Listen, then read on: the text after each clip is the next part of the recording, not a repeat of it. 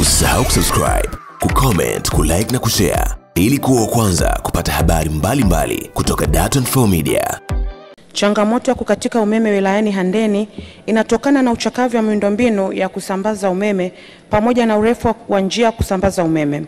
Katika kukabiliana na changamoto hii, serikali kupitia TANESCO inaendelea na ukarabati wa miundombinu ya umeme ikiwa ni pamoja na kubadilisha nguzo za miti na kuweka za zege. Aidha, serikali kupitia mradi wa gridi imara inaendelea na ujenzi wa kituo cha kupoza umeme cha Mkata Handeni ambapo kwa sasa mkandarasi yupo kwenye hatua za awali za ujenzi. Aidha, ujenzi wa kituo cha kupoza umeme cha Kilindi umefikia 35% na ujenzi wa njia ya kusafirisha umeme msongo wa kilovolt 132 kutoka Mkata Handeni hadi Kilindi umefikia 30%. Kukamilika kwa kazi hizi kutawezesha kuondoa kero sugu ya kukatika umeme Handeni mjini. Pamoja na majibu mazuri ya serikali, lakini nayo maswali mawili ya nyongeza.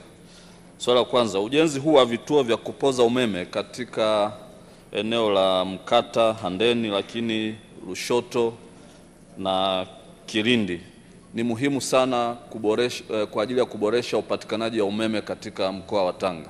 Lakini miradi hii inaenda kwa kusuasua sana. Je, serikali iko tayari kuharakisha upatikanaji wa fedha ili miradi hii ikamilike kwa wakati?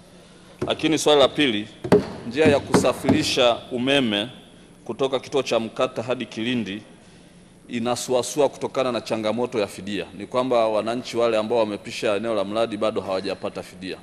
Je, serikali iko tayari sasa kutoa fidia ili mradi huu ukamilike kwa wakati? Nimpongeze Mheshimiwa mbunge kwa maswali mawili ambayo ameniuliza ambayo ni mazuri kuhusiana na kuharakisha ujenzi wa vituo vya kupoza umeme vya Mkata Handeni, Lushoto pamoja na Kilindi.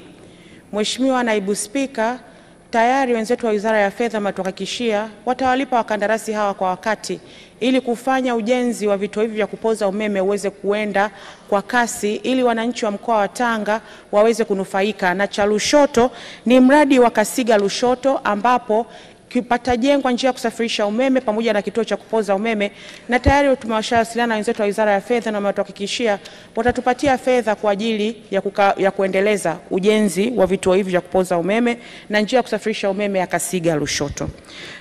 Kuhusiana na swali la pili la fidia ya wananchi ya kujenga njia ya kusafirisha umeme kutoka Mkata Handeni mpaka Kilindi ni takriban bilioni 2.63 na tumeshawasiliana na wenzetu wa Wizara ya Fedha na wametuhakikishia watalipa fidia hii kwa sababu ile ya kituo cha kupoza umeme cha Mkata Handeni tayari imelipwa. Kwa tuna uhakika na hii pia italipwa kwa ajili ya kuharakisha ujenzi huu wa njia hii ya kusafirisha umeme ambayo ni muhimu sana kwa maeneo ya Mkata Handeni pamoja na Kilindi.